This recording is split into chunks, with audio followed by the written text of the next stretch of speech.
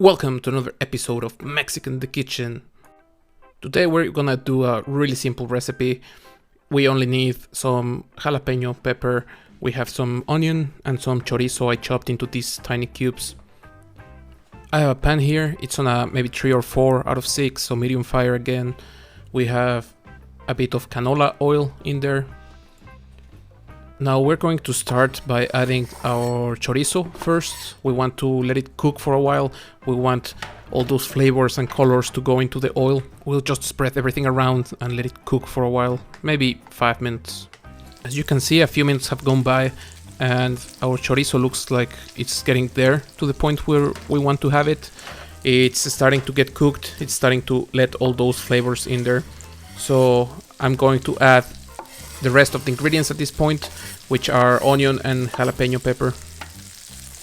The oil has already some of the flavor, so we're going to mix everything. You're going to see how the onion starts getting this red color, and that's nice because we want to use that oil to cook everything. So we're going to cook this for maybe 5-10 minutes, depending on how fast it cooks. But what we want to reach is this very soft cooked onion as well as with the jalapeno. While cooking this, remember to keep moving everything constantly. We don't want to burn the chorizo or anything else, so just move everything from time to time. This is the end result. I think this is already at the point that I like it.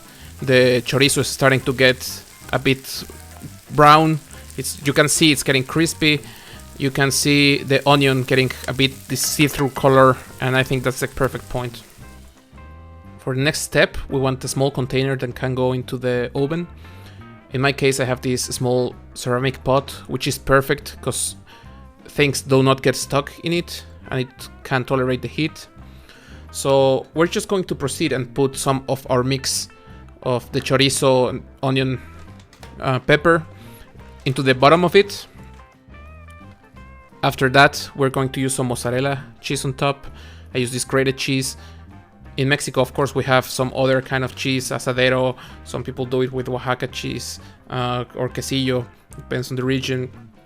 But I think mozzarella is easy to find, it's easy to use, it goes really well. So we're going to keep doing this one layer after the other until our mix runs out or the plate is full. This is how my plate looks like, and we're ready to take it to the oven. I preheated my oven to 200 Celsius, it's like 390 Fahrenheit. And we're going to put our plate in there for about 10 minutes, but you should be constantly checking. We want it to be bubbly, melted, but we don't want it to go into this golden, that it will start to get crunchy and get a chewy texture. About 10 minutes have gone by now, so we can check our final results. This is our end result. It looks beautiful. It smells delicious.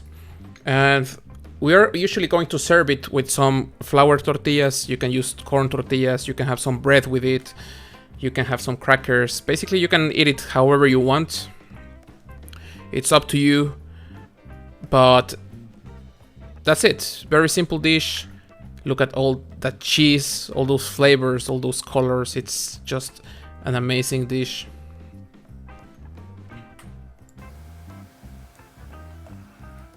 This is how I make this queso fundido, melted cheese.